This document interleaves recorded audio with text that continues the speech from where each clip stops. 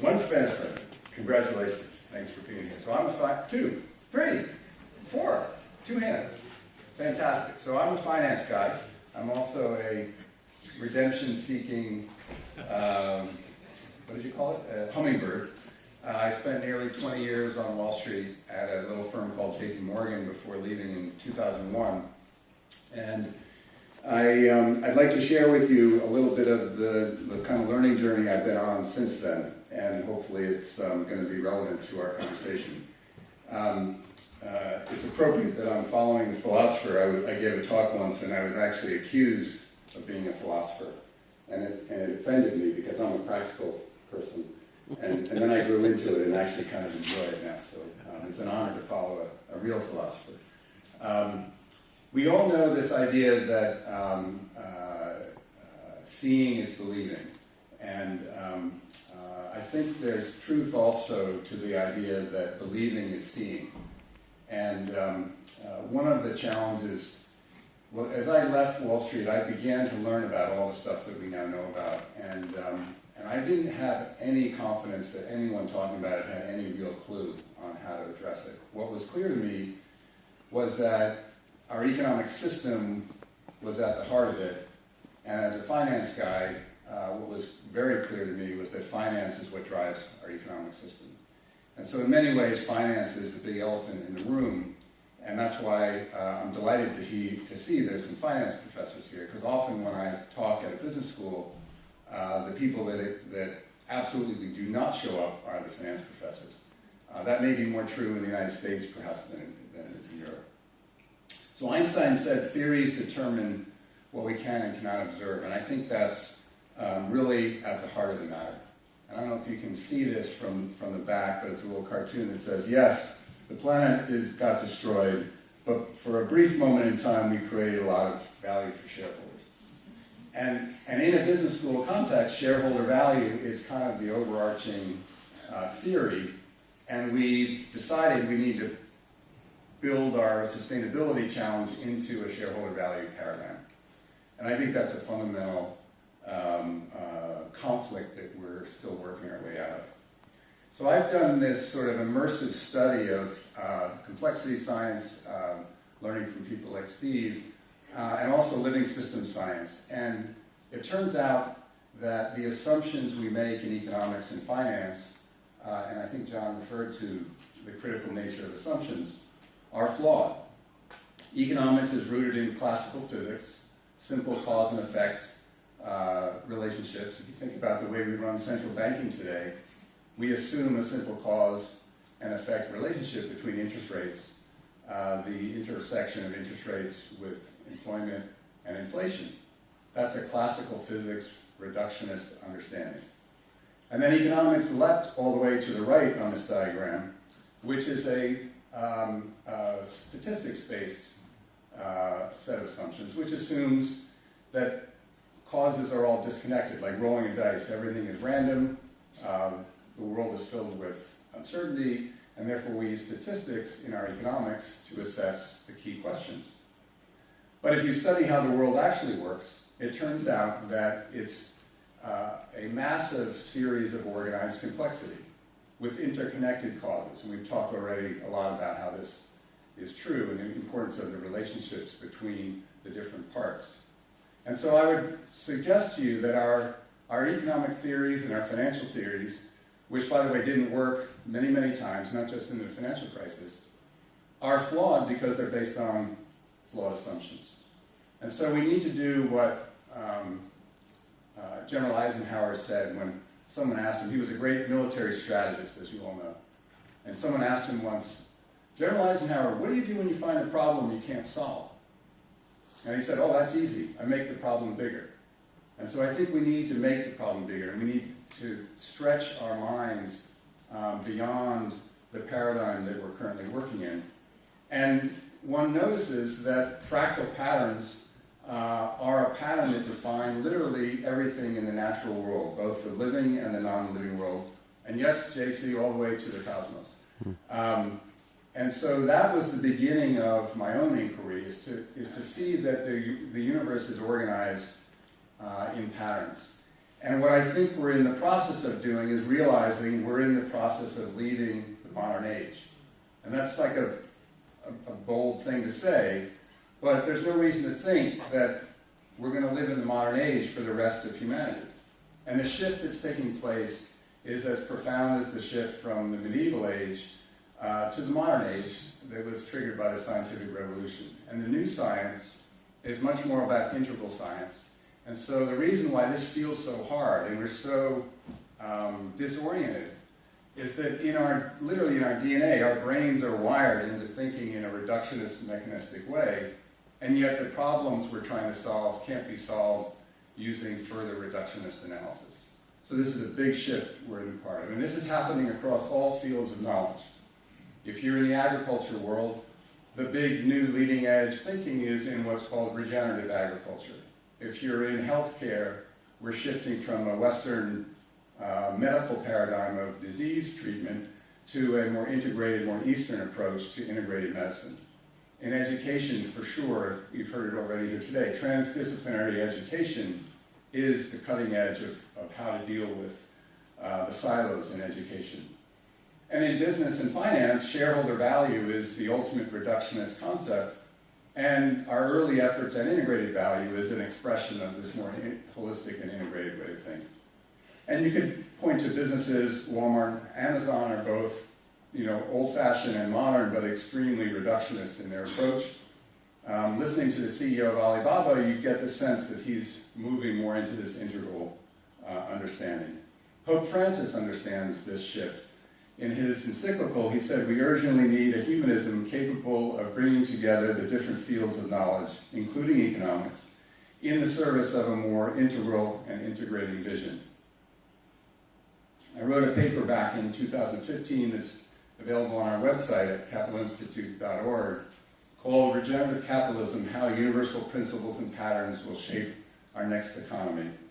And obviously I can't go into the detail of that here, but just as a quick glimpse of where my own thinking and learning is heading, a quick definition: regenerative economics is the application of nature's laws and patterns of systemic health, self-organization, self-renewal, and regenerative vitality to socioeconomic systems.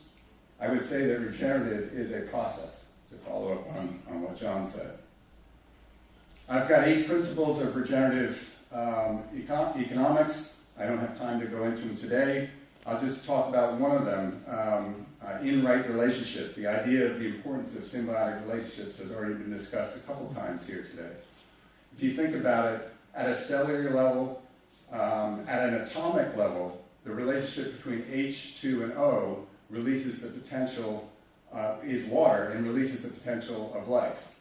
All the way up to the level of the planet. The right relationship between the Earth and the relationship to the Sun enables us to have life on this planet.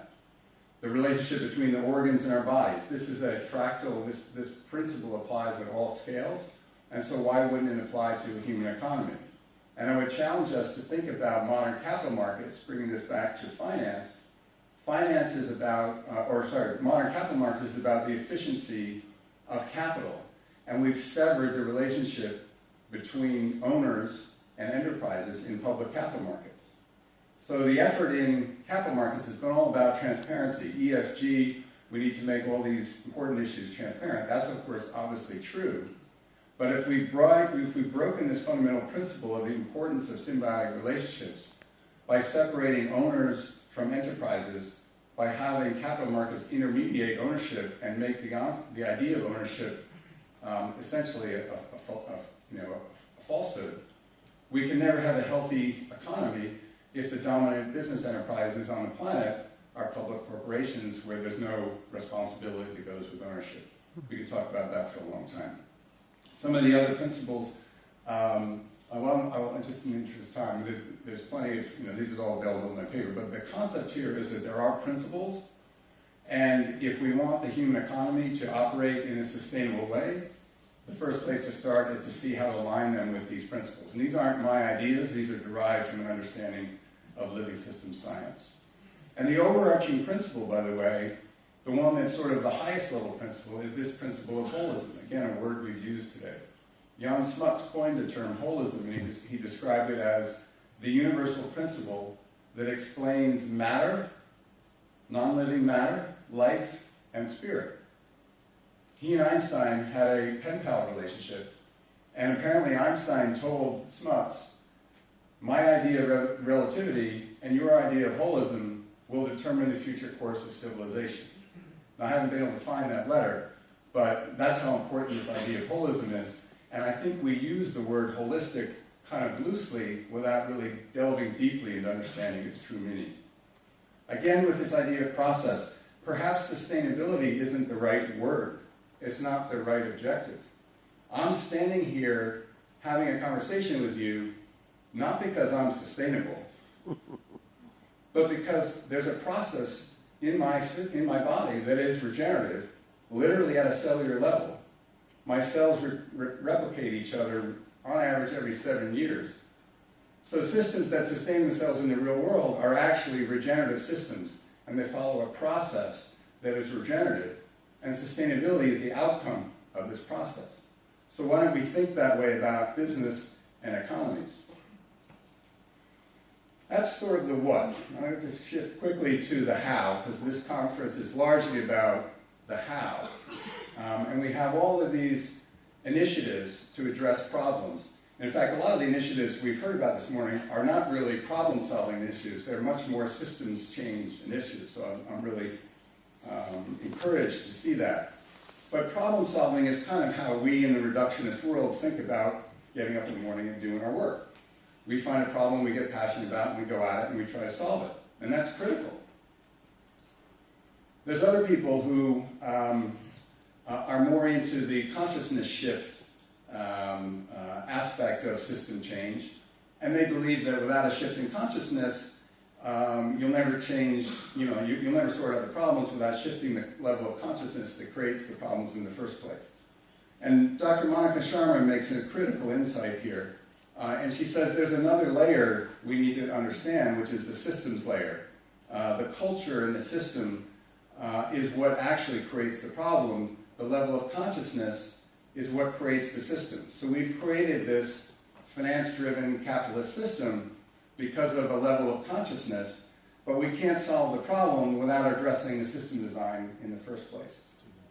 And what Monica says is, if you want to change the system, if you want to change the world, you need to work on all three of these at the same time, all three of these. So that means at a self level, grow and develop your own consciousness and help others to do that.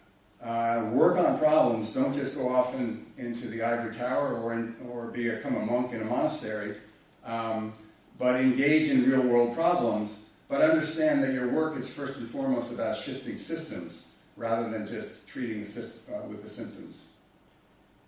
So at Capital Institute, we're trying to take these ideas and put them into practice, and we do that through creating a network of bioregional regenerative community initiatives.